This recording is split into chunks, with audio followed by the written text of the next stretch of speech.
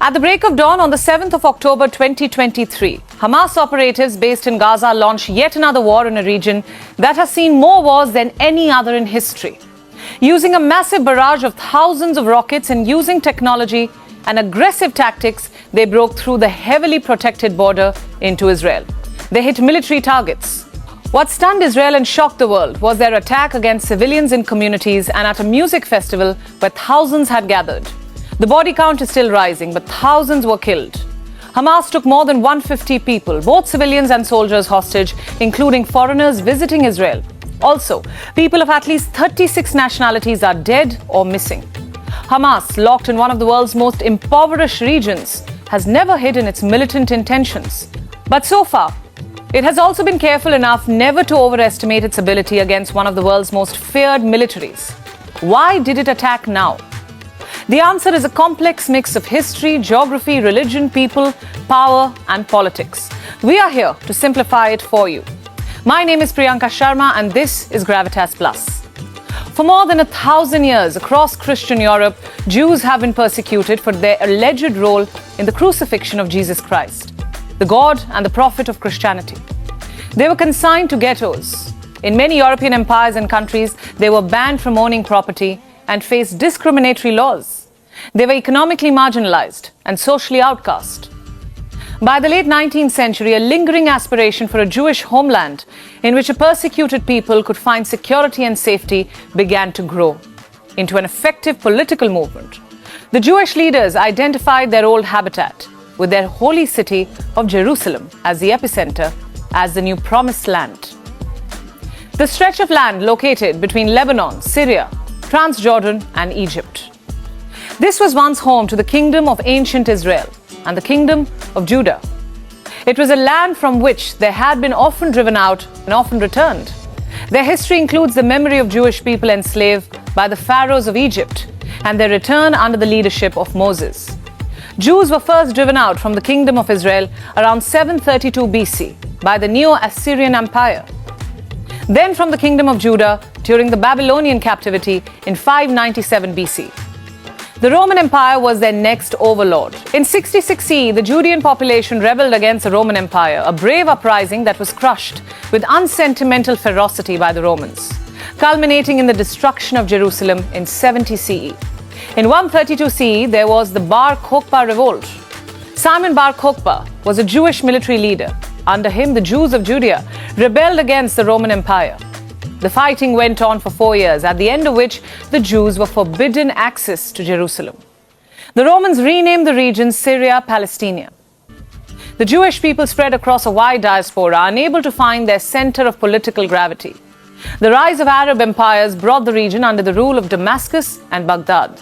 For a while, Christian crusaders conquered Jerusalem under the Arabs. Under Saladin, restored their own rule.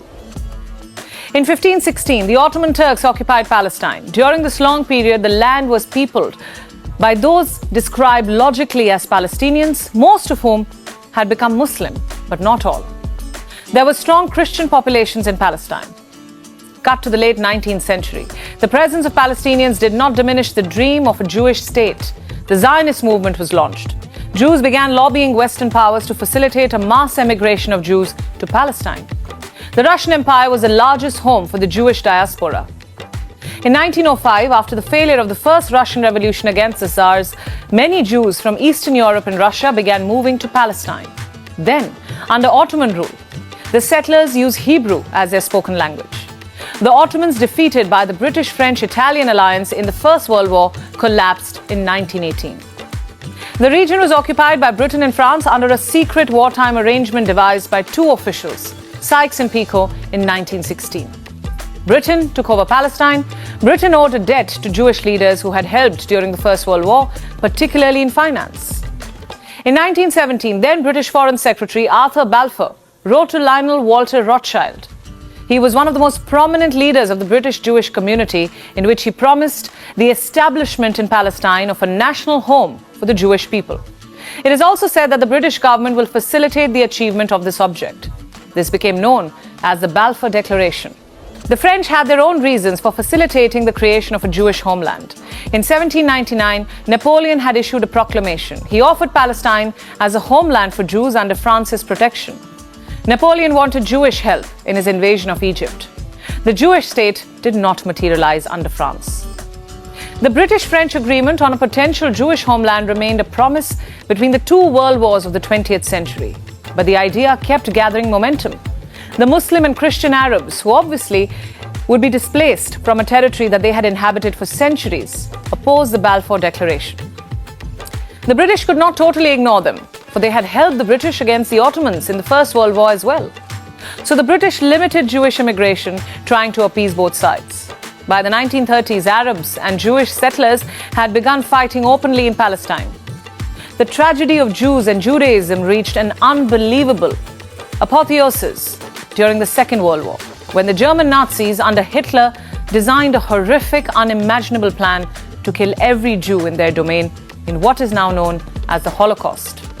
Jews were sent to concentration camps where they were enslaved, starved, and gassed to death. It was beyond belief that human beings could sink to such depraved barbarism. At the end of the Second World War, the urge to create a homeland for Jews acquired a moral momentum when Jewish settlers discovered that the British were still reluctant to leave from Jerusalem. They attacked the British soldiers and authorities. The matter went to the newly created United Nations. In 1947, the year India got independence, the UN voted to partition Palestine. The United Nations adopted the resolution 181. According to it, there was to be an Arab state and a separate Jewish state. Palestinians rejected the resolution. They mainly pointed two things. One, Jews were allotted nearly 56% of Palestine, despite making up just 33% of the population in Palestine. Two, Jews were being allocated the fertile coastal region. Until then, Jews owned 6% of the Palestinian land.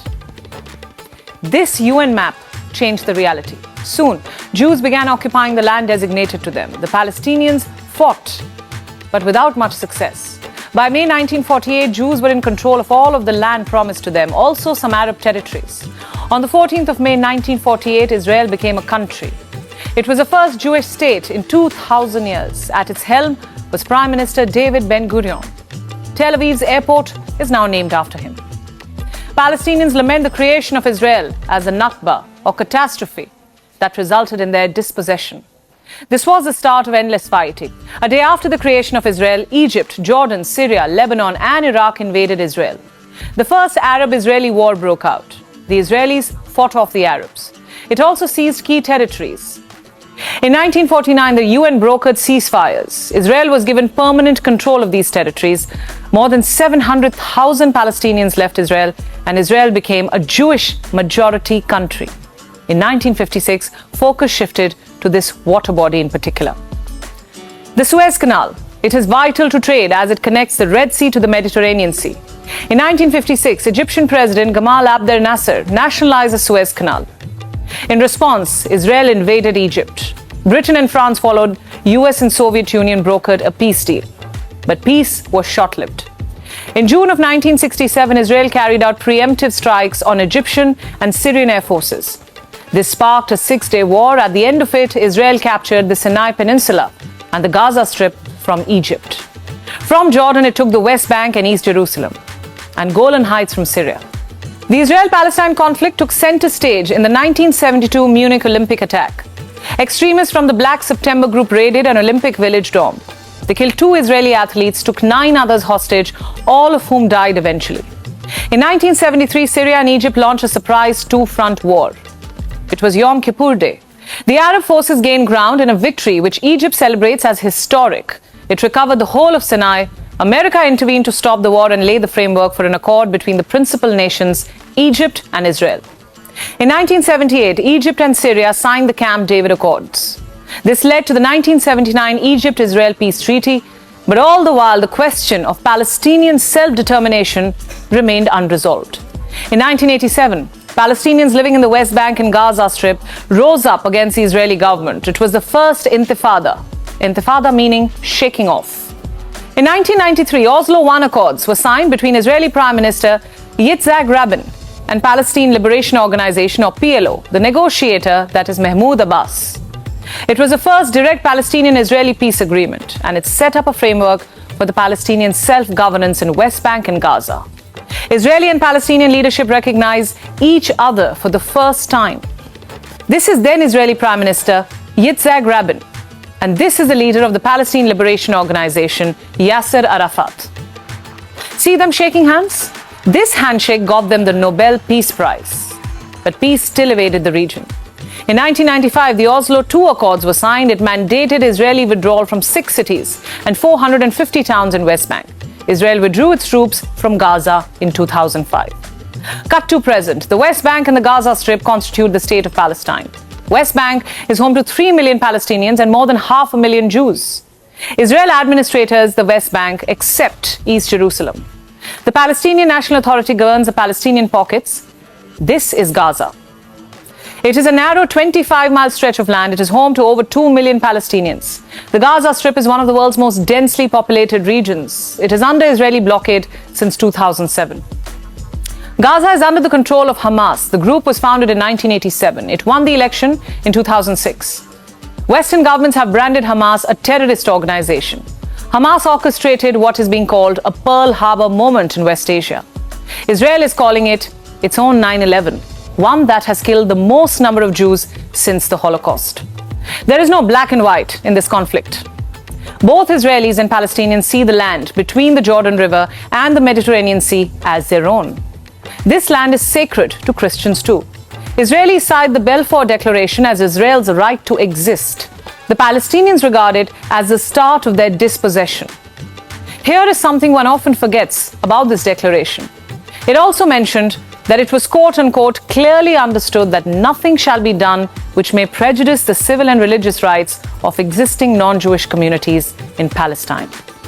The Balfour Declaration was signed in 1917, but between 1915 and 1916, a set of 10 letters were exchanged between the British and Mecca's Amir. These letters, known as the McMahon-Hussein Correspondence, speak about the idea of an independent Arab state. Is this conflict a British legacy? Something to think about. Here's something else. Why does a sustainable solution evade the region? Despite years of diplomacy, issues remain. Number one, the two-state solution. Hamas rejects it. Israel says a Palestinian state must be demilitarized. Number two, Jerusalem. Palestinians want East Jerusalem to be the capital of their state. Israel says Jerusalem should remain its eternal capital. 3. Refugees. Before this war, more than 5.6 million Palestinian refugees were living in Jordan, Lebanon, Syria, or in camps in Gaza and West Bank. Palestinians demand that the refugees be allowed to return to where their families lived before the 1948 war. Israel says any resettlement of Palestinian refugees must be outside its border. Almost every global power has picked a side in this conflict, and no one has been able to broker peace. This is the biggest war in West Asia in 50 years, and it stands to change the strategic landscape of the region beyond recognition. If you would love to be updated on any current news, please follow, like and subscribe so that we can keep you updated. Thanks for listening.